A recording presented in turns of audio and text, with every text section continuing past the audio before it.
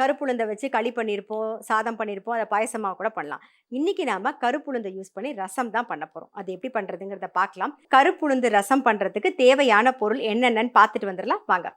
கருப்புளுந்து ரசம் செய்ய தேவையான பொருட்கள்: புளிக்கரைசல் அரை கப், கருப்புளுந்து 1 டேபிள் ஸ்பூன், மிளகு அரை டீஸ்பூன், தனியா அரை டேபிள் ஸ்பூன், சீரகம் 1 டீஸ்பூன், நறுக்கிய தக்காளி 1, பூண்டு 4 பல், கடுகு 1 டீஸ்பூன், தேங்காய் 1 டேபிள் ஸ்பூன், பெருங்காயம் அரை டீஸ்பூன், வரமிளகாய் 1, கருவேப்பிலை சிறிதளவு, மஞ்சள் பொடி 1/4 டீஸ்பூன், கொத்தமல்லி சிறிதளவு, உப்பு தேவையான அளவு, எண்ணெய் 1 டீஸ்பூன்.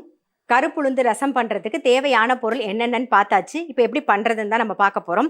ஸோ ஃபஸ்ட்டு ஒரு பேனில் வந்து 1 டேபிள் ஸ்பூன் கருப்புளுந்து சேர்த்துக்கலாம். இது ரொம்ப சிம்பிள் தான். இது கூடவே வந்து தனியா ஒரு அரை டேபிள் ஸ்பூன், சீரகம் 1 டீஸ்பூன், மிளகு 1/4 டீஸ்பூன். ஃபஸ்ட் இதை வறுத்துக்கலாம். நாம இப்போ கருப்பு உளுந்து மட்டும் வறுக்கும்போது உங்களுக்கு வறுபடுறது தெரியல அப்படின்னா வெள்ளை உளுந்து ஒரு 2-3 கொஞ்சம் ஒரு 1/4 டீஸ்பூனுக்கு அப்படி போட்டுக்கிட்டிங்கன்னா வறுபடுறது தெரிஞ்சிடும். அது கலர் மாறுமா? ஸோ அந்த சமயத்தில் நீங்கள் கண்டுபிடிச்சிடலாம். நார்மலாக நம்ம சமைச்சுட்டே இருக்கும்போது நமக்கு தெரியும். இருந்தாலும் வந்து கண்டுபிடிக்க முடியல அப்படின்னா நீங்கள் கருப்பு உளுந்து வறுக்கும்போது ஒரு 1/4 டீஸ்பூன் வெள்ளை உளுந்து சேர்த்துக்கலாம். இன்றைக்கி நான் பூண்டு சேர்க்க போகிறேன். பூண்டு வந்து டோட்டலி ஆப்ஷனல். உங்களுக்கு பிடிச்சிருந்தா மட்டும் நீங்கள் பூண்டு சேர்த்தா போதும். இல்லைன்னா பூண்டை அவாய்ட் பண்ணிவிட்டு நீங்கள் வந்து நார்மலாக இதே மாதிரி வறுத்துட்டு ரசம் பண்ணிக்கலாம்.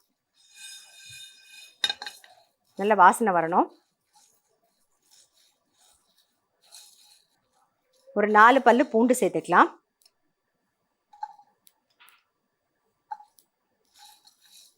இது கூடவே வந்து ஒரே 1 டேபிள் ஸ்பூன் வந்து தேங்காய் சேர்த்துட்டு ரொம்ப வறுக்க வேண்டாம். அந்த சூடே போதும்.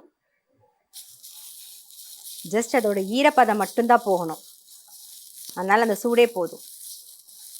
இப்போ இதை வந்து ஒரு பிளேட்டில் மாற்றிடுவோம். கொஞ்சம் ஆறட்டும்.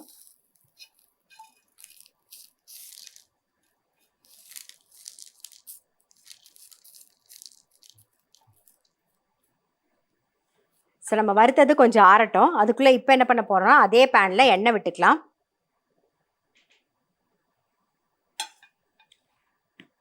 கொஞ்சம் கடுகு, கொஞ்சம் பெருங்காய பொடி,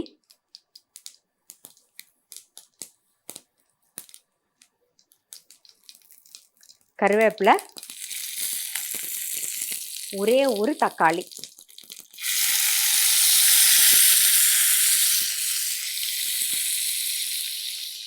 மஞ்சள் பொடி கொஞ்சம் சேர்த்துக்கலாம்.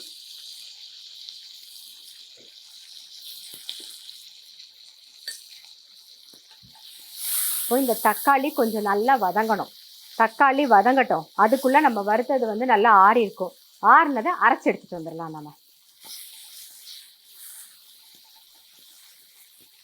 நம்ம வந்து மிளகு, சீரகம், கருப்புளுந்து, தனியா, அப்புறம் பூண்டு, கொஞ்சம் தேங்காய் இதை வந்து வறுத்துருந்தோம். அதை அரைச்சாச்சு.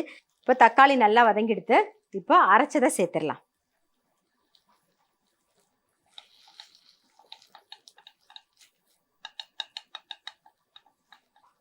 நல்லா மிக்ஸ் பண்ணிவிட்டு புளி கரைசல் சேர்த்துடலாம்.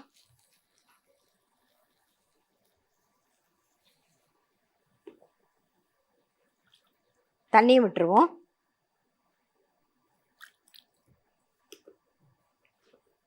நமக்கு எந்த அளவு கன்சிஸ்டன்சி தேவையோ அந்த அளவுக்கு நம்ம தண்ணி சேர்த்துக்கலாம்.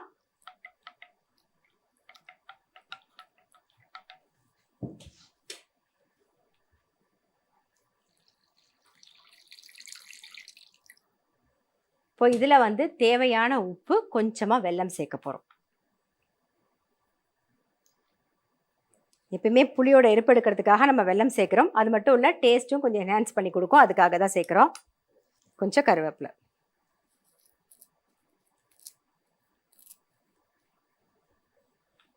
ஜஸ்ட் ஒரே ஒரு கொதி அப்படி நுரைச்சி கொதிச்சு வரட்டும்.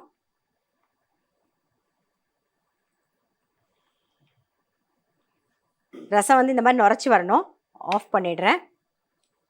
மேலாக கொத்தமல்லி, அவ்வளோதான். நம்மளுடைய கருப்புளுந்து ரசம் ரெடி. ஏதோ ஒரு விதத்தில் நம்ம வந்து கருப்புளுந்து சாப்பிடணும், அவ்வளோதான்.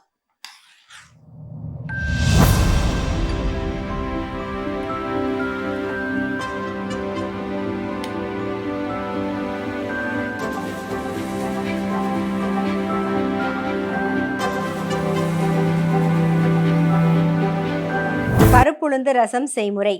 ஃபஸ்ட்டு வந்து ஒரு பேனில் கருப்புளுந்து, தனியா, சீரகம், மிளகு இது நல்லா வறுத்துட்டு கூடவே பூண்டும் தேங்காயும் சேர்த்து ஒரு வதக்கிட்டு இறக்கிடுங்க. நல்லா ஆறுனதுக்கப்புறம் அரைச்சி எடுத்துக்கணும். இன்னொரு பேனில் எண்ணெய் விட்டுட்டு கடுகு, கொஞ்சம் பெருங்காயம், கொஞ்சம் கருவேப்பிலையும் சேர்த்துட்டு தக்காளியும் சேர்த்து கொஞ்சம் மஞ்சப்பொடி போட்டு நல்லா வதக்கிக்கணும். நல்லா வதங்கினதுக்கு அப்புறமா நம்ம அரைச்சி வச்சிருக்கிறதையும் சேர்த்துட்டு நல்லா ஒரு மிக்ஸ் பண்ணிட்டு புளி தண்ணி, தேவையான அளவு தண்ணியும் சேர்த்துட்டு உப்பு, கொஞ்சம் வெல்லமும் போட்டு கொஞ்சம் கருவேப்பிலையும் போட்டுட்டு ஒரு கொதி விடுங்க. அதுக்கப்புறம் இறக்கும் போது கொஞ்சம் கொத்தமல்லி தூவி இறக்கிட்டீங்கன்னா நம்மளுடைய கருப்புளுந்து ரசம் ரெடி.